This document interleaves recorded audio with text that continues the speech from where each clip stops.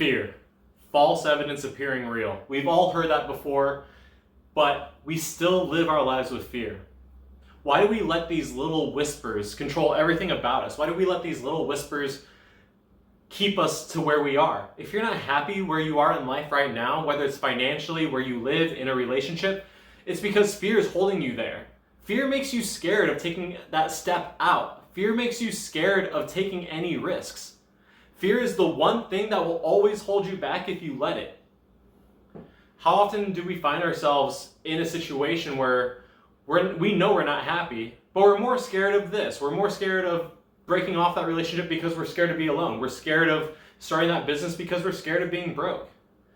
Fear controls us, and we let it. But the thing is fear is just a conditioning.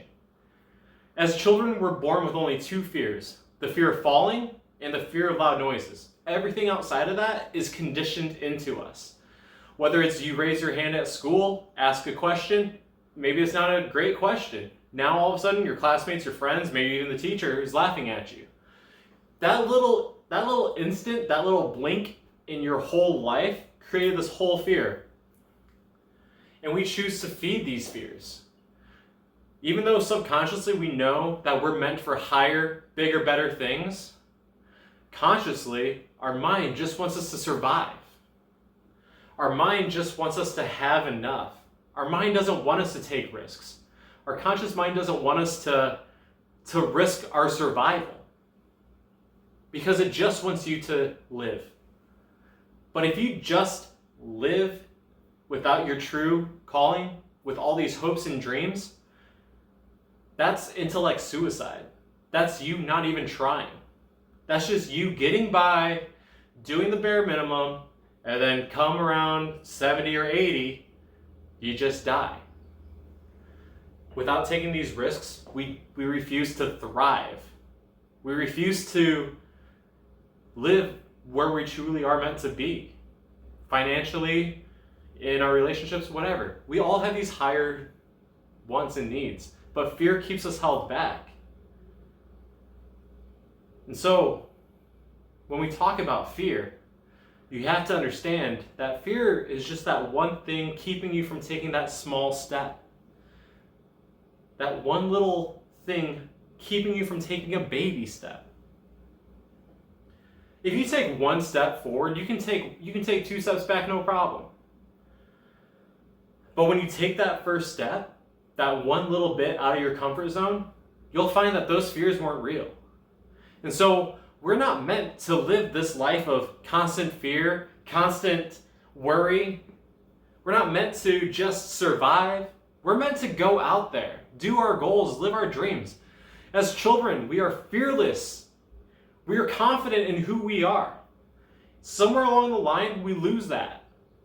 As children, you can recall being blunt with people, dressing up how you want, going and playing, doing whatever you want, having these giant goals and dreams of maybe being an astronaut, maybe being a scientist. No one ever told you no. Somewhere in your life, someone told you that you shouldn't and that you can't, and you listened to that. You listened and you chose to live your life currently the way you are, without pursuing your goals, without taking those risks, without taking a small step outward. And so if you refuse to just take that little baby step, then you might as well just admit that that's your life now. But if you have these goals and you have these dreams, you need to just take that step. Don't look back. Take that for yourself. Do it for you. So often I know whenever my friends talk about hopes and dreams, they always get worried that me as a friend is going to reject it. They think about their family rejecting it. All these little what ifs that we plant within our minds shut our goals down already. So if you're going to do something, just do it and don't worry about what other people think. Detach from wants and needs of acceptance from them. Just take that little baby step. That's all it takes. When I told my mother that I was thinking about slowing down on my business and starting this YouTube channel, immediately she was like, "That's a dumb idea. That's a bad idea. You're not great at talking. You're not great at doing these things." I chose not to listen to her, and here I am in front of you now. And so I invite you if you have any goal, if you have anything that you want to do, whether it's maybe start looking into starting that business, maybe it is, applying for that other job, maybe it is, moving to another state, asking somebody out on a date, whatever. I invite you to do that this week. And then next week, I'm going to tune in again and just follow up and see where you guys have been. And so I hope you guys enjoy this quick little talk. But the important thing to remember is to live your life fearlessly. Because all these little what ifs that we tell ourselves, they don't matter. They don't matter in the whole long term of things. If you mess up now, if you get that one little rejection or that one little failure, guess what? You still have many more years to go. There's no way that little 1 minute argument or that little 1 minute of rejection is going to affect your life completely in a way that you can't continue living. Take that little risk, take that little step, get out of your comfort zone and find who you really are. Go after those goals. And you'll find that if you do reach for those goals, those people that you were worried about maybe, disregarding you, hating on your dreams, hating on your passions, they won't matter anymore.